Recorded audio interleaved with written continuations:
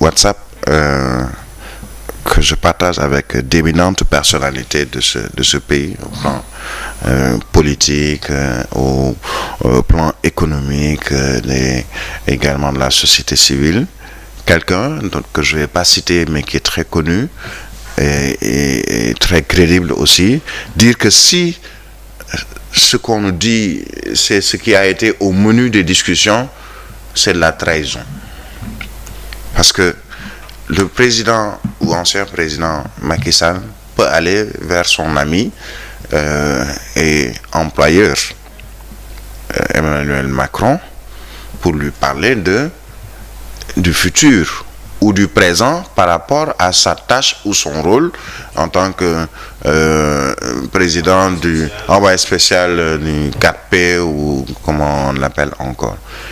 Mais est-ce que le président Macky Sall a le droit, devant une autre autorité étrangère, parler du Sénégal, du président actuel ou des ressources ou de quelques autres sujets concernant le Sénégal et exclusivement le Sénégal?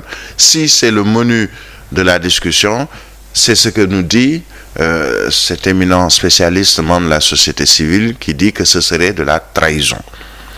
Mais s'il ne s'agit que de parler de Amadou Ba, je ne sais pas si Macron il est de l'international libéral ou c'est juste parce que c'est un ami, on peut parler de tout avec son ami, mais il faut savoir également raison garder. Il y a un journal qui est revenu sur ces employés, entre guillemets, de la France, qui étaient présidents de la République du Sénégal, ont terminé leur mandat et ont joué des rôles pour la France. En démarrant par Léopold Sédar Senghor, qui est à l'origine même de la création de l'Organisation internationale de la francophonie. L'ancien président Abdou Diouf, pour qui on a beaucoup de respect, qui après ses différents mandats à la tête du Sénégal, s'est trouvé secrétaire général de la francophonie. C'est peut-être pas seulement la France, ça concerne l'espace francophone, mais à l'origine, c'est d'abord la France.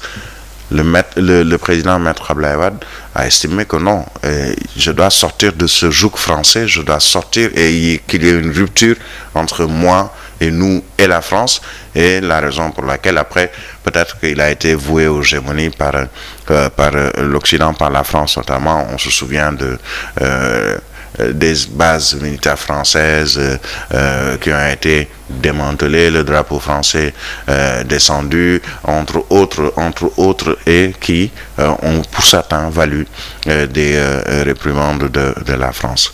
Ensuite, que le président Macky Sall, avant même la fin de son mandat, soit envoyé spécial décidé et désigné par Emmanuel Macron. Certains diront non, c'est pas Emmanuel Macron, mais c'est toute une équipe avec d'autres dirigeants européens, mais c'est le nom de Emmanuel Macron qui est revenu dès le premier jour. Cela peut poser problème. Nos chefs d'État, je ne sais pas pourquoi, ils prennent toujours, après leur mandat, ils doivent aller peut-être se ressourcer en France. Notre source doit être l'Afrique, doit être le Sénégal.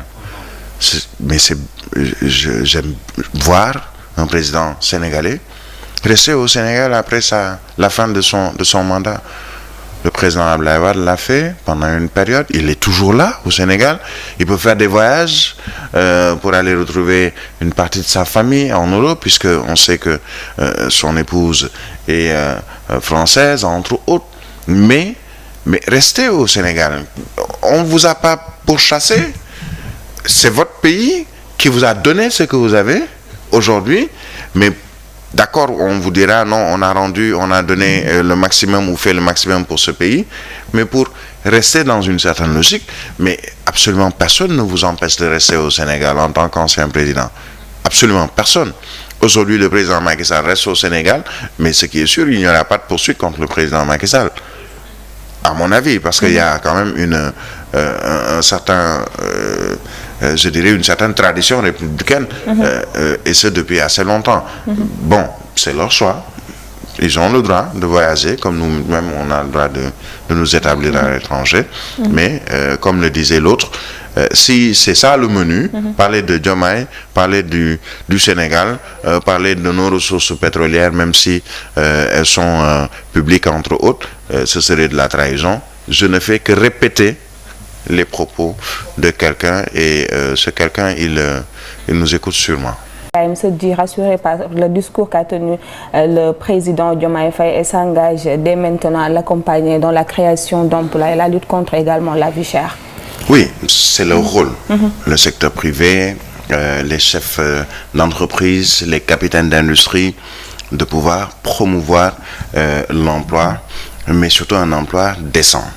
Alors, si le président de la République, déjà dans son programme de Diomaye président, a mis en avant l'apport important du secteur privé, des nationaux, des entreprises, chefs d'entreprise, capitaines d'industrie, de manière générale, pour booster et surtout mettre en avant cette grande question et problématique de l'emploi et de l'employabilité. Donc, ils le font finalement, ces membres du secteur privé, et bon, ça, hier déjà, ça a pu taire cette petite polémique qu'il y a eu entre on m'a invité, on m'a pas invité, puisque là, par exemple, ce sont les syndicats les plus représentatifs, les centrales syndicales et leurs dirigeants. Je reviendrai un peu sur cette photo dans un instant. Pourquoi je reviens sur cette photo? Je vais le faire dans un instant. Je vais poursuivre avec... Non, je vais poursuivre déjà avec le secteur privé. Je l'ai rappelé ici à plusieurs reprises.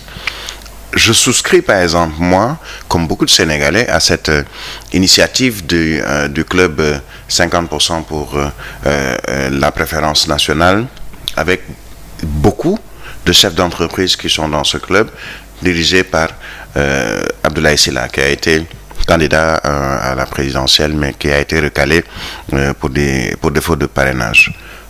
On devrait arriver dans un pays comme le Sénégal, comme dans d'autres pays africains, je pense le Rwanda a pu au moins se régler ce problème, qu'il y ait une préférence nationale sur les marchés. Qu'est-ce que cela donne comme résultat? Je prends un Sénégalais. Je permets à ce Sénégalais de souscrire pour des marchés publics en priorité. Il gagne le marché. La condition sera qu'il emploie les Sénégalais pour l'exécution de ce marché. S'il s'agit de BTP, s'il s'agit par exemple dans le secteur des BTP, des autoroutes ou autoroutes de construction concernant des trains ou entre autres, que l'expertise est là, la main-d'œuvre devrait être locale. On nous prend des étrangers, on favorise dans un appel d'offres, on favorise les étrangers.